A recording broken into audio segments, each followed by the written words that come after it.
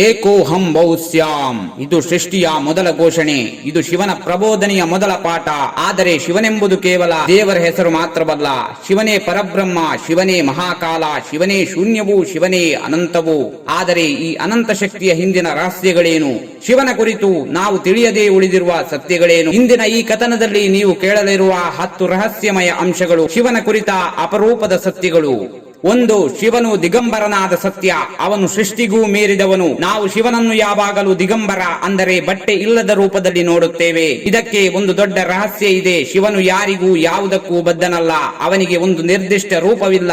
ಅವನು ಕೇವಲ ಶುದ್ಧ ತತ್ವ. ಅಂದ ಮಾತ್ರಕ್ಕೆ ಅವನು ತ್ಯಾಗದ ಸಂಕೇತವೇ ಇಲ್ಲ.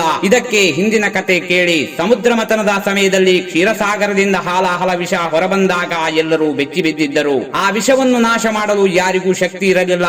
ಆದರೆ ಶಿವನೇ ಅದನ್ನು ಕುಡಿದು ತನ್ನ ಕಂಠದಲ್ಲಿ ಅಡಗಿಸಿಕೊಂಡನು. ಆಗ ದೇವತೆಗಳು ಶಿವನಿಗೆ ಹೊಸ ಹೆಸರನ್ನು ಕೊಟ್ಟರು, ನೀಲಕಂಠ. ಆಗಿನಿಂದ ಶಿವನ ಕಂಠದಲ್ಲಿ ವಿಷವಿದೆ. ಈ ವಿಷದ ಪ್ರಭಾವದಿಂದ ಅವನ ದೇಹವು ಯಾವುದೇ ವಸ್ತ್ರವನ್ನು ಧರಿಸಲು ಸಾಧ್ಯವಿಲ್ಲ. ಆದ್ದರಿಂದ ಶಿವನು ಎಂದಿಗೂ ದಿಗಂಬರನಾಗಿದ್ದಾನೆ. 2. ಶಿವನ ಮಾತಾಪಿತೃ ಯಾರು? ನಾವು ದೇವತೆಗಳ ಪೋಷಕರು ಯಾರು ಎಂಬುದನ್ನು ಕೇಳಿರಬಹುದು. ಆದರೆ ಶಿವನಿಗೆ ತಂದೆ ತಾಯಿ ಯಾರು? ಇದು ದೊಡ್ಡ ರಹಸ್ಯ. ವೇದಗಳು ಹೇಳುತ್ತದೆ ಶಿವನು ಸ್ವಯಂಭೂ, ಸ್ವಯಂ ಉಂಟಾದವನು. ಅವನಿಗೆ ಹುಟ್ಟಿಲ್ಲ, ಅವನಿಗೆ ಕೊನೆಯಿಲ್ಲ. ಬ್ರಹ್ಮನಿಗೂ ವಿಷ್ಣುವಿಗೂ ತಂದೆ ತಾಯಿ ಇದ್ದಾರೆ. ಆದರೆ ಶಿವ, ಅವನಿಗೆ ಯಾರು? ಇದಕ್ಕೆ ಉತ್ತರ ಶಿವನೇ ಶೂನ್ಯ, ಶಿವನೇ ಅನಂತ. ಅವನ ಹೆಸರೇ ಅಜನ್ಮ, ಅಂದರೆ ಹುಟ್ಟಿಲ್ಲದವನು. 3. ಶಿವನ 3ನೇ ಕಣ್ಣಿನ ಹಿಂದಿನ ರಹಸ್ಯ. ಶಿವನ 3ನೇ ಕಣ್ಣಿಗೆ ಅಪಾರ ಶಕ್ತಿ ಇದೆ. ಆದರೆ ಇದು ಸಾಮಾನ್ಯ ಕಣ್ಣು ಅಲ್ಲ.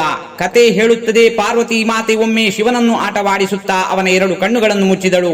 ಆ ಕ್ಷಣದಲ್ಲಿ ಜಗತ್ತಿನೆಲ್ಲ ಹಗಲು ಕತ್ತಲಾಯಿತು. ಸೂರ್ಯನ ಬೆಳಕು ನಿಂತು ಹೋಯಿತು. ಆಗ ಶಿವನು ತನ್ನ 3ನೇ ಕಣ್ಣು ತೆರೆಯುತ್ತಿದ್ದಂತೆ ಜಗತ್ತಿನೆಲ್ಲ ಬೆಂಕಿಯ ಜ್ವಾಲೆಗಳಿಂದ ಉರಿಯಿತು. ಈ ಕಣ್ಣು ಯಾಕೆ?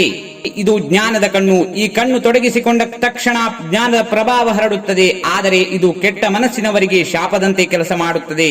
4. ಶಿವನು ಒಮ್ಮೆ ಪ್ರೇತಕುಂಡದಲ್ಲಿ ಮಲಗಿದ ಕ್ಷಣ ಹೆಮ್ಮೆ ಪಟ್ಟು ತಿರುಗಾಡುತ್ತಿದ್ದ ದೇವತೆಗಳು ಒಮ್ಮೆ ಶಿವನ ತ್ಯಾಗವನ್ನು ಅರ್ಥ ಮಾಡಿಕೊಳ್ಳಲು ಸಾಧ್ಯವಿಲ್ಲ ಎಂದು ತಿರಸ್ಕರಿಸಿದರು. ಆಗ ಶಿವನು ತನ್ನ ಎಲ್ಲಾ ಶಕ್ತಿಯನ್ನು ತ್ಯಜಿಸಿ ಒಬ್ಬ ಸಾಮಾನ್ಯ ಮನುಷ್ಯನಂತೆ ಸ್ಮಶಾನದಲ್ಲಿ ಮಲಗಿದನು. ಅವನನ್ನು ನೋಡಿದ ಪ್ರೇತ ಪಿಶಾಚಿಗಳು ಈತನು ಯಾರು ಎಂದು ಕೇಳಿದವು. ಆದರೆ ಅಂದು ಪ್ರಪಂಚಕ್ಕೆ ಗೊತ್ತಾದುದು ಶಿವನಿಗಿಂತ ತ್ಯಾಗವನ್ನು ಮತ್ತೊಬ್ಬರು ಮಾಡಲಾರರು. ಇಂದಿಗೂ ಶಿವನನ್ನು ಸ್ಮಶಾನ ನಿವಾಸಿ, ಪ್ರೇತಪತಿ ಎಂದು ಕರೆಯುತ್ತಾರೆ. 5. ಶಿವ ತಾಂಡವದ ರಹಸ್ಯ. ಶಿವನ ತಾಂಡವದ ರಹಸ್ಯವನ್ನು ಅರ್ಥ ಮಾಡಿಕೊಳ್ಳಲು ಸಾಧ್ಯವೇ? ಹೌದು. ಶಿವನ ನೃತ್ಯದಲ್ಲಿ 2 ಬಗೆಯ ತಾಂಡವವಿದೆ. 1. ಅನಂತ ತಾಂಡವ, ಸಂತೋಷದ ವಿಶ್ವದ ರಕ್ಷಣೆಯ ತಾಂಡವ. 2. ರುದ್ರ ತಾಂಡವ, ಹಾಳು ಮಾಡುವ, ಸೃಷ್ಟಿಯನ್ನು ನಾಶ ಮಾಡುವ ತಾಂಡವ. ಯಾವಾಗಲಾದರೂ ಶಿವನು ರುದ್ರ ತಾಂಡವ ಮಾಡಿದರೆ ಅದು ಸೃಷ್ಟಿಯ ಅಂತ್ಯ. 6.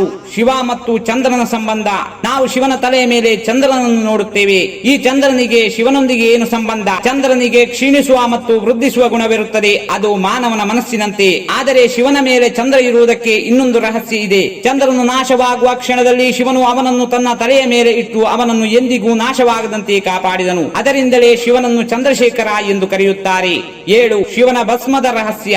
ನಾವು ಶಿವನ ದೇಹಕ್ಕೆ ಭಸ್ಮ ಹಚ್ಚಿದ್ದನ್ನು ನೋಡುತ್ತೇವೆ. ಇದಕ್ಕೆ ಒಂದು ಭಯಾನಕ ಸತ್ಯವಿದೆ. ಈ ಭಸ್ಮ ಸ್ಮಶಾನದ ಅಸ್ಥಿಗಳಿಂದ ಮಾಡಲ್ಪಟ್ಟಿದೆ.